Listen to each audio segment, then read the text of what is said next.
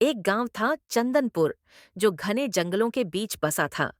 गांव के किनारे एक पुरानी टूटी फूटी हवेली खड़ी थी, जिसे लोग भूतिया हवेली कहते थे। कहते हैं कई साल पहले वहां ठाकुर अर्जुन सिंह रहते थे, जिनकी रहस्यमयी मौत के बाद वह हवेली वीरान हो गई। तब से जिसने भी वहां कदम रखा, वह कभी लौटकर नहीं आया।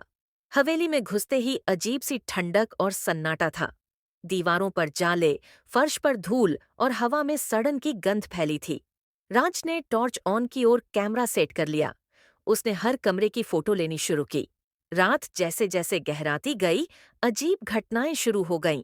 फर्श पर किसी के चलने की आवाज, दरवाजों का खुद ब खुद बंद हो जाना और अचानक कैमरे में एक धुंधली साया दिखाई देना, ये सब राज के होश उड़ाने के लिए काफी था। उसने सोचा शायद ये उसकी कल्पना हो, लेकिन तभी उसे किसी के रोने की आवाज आई। वो आवाज हवेली के तहखाने से आ रही थी।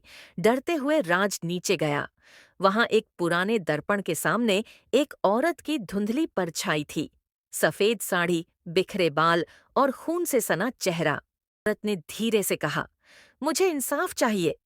मेरी हत्या इसी हवेली में हुई थी। ठाकुर ने मुझ पर जुल्म किया। और फिर तेज चीख के साथ वो परछाई गायब हो गई। राज डर के मारे बेहोश हो गया। अगली सुबह गांव वालों ने उसे हवेली के बाहर पाया, बेहोश पर जिंदा। उसके कैमरे में जो तस्वीरें थीं, उनमें उस औरत की परछाई साफ दिखाई दे रही थी। उस दिन के बाद किसी ने भी उस हवेली के पास जाने की हिम्मत नहीं की।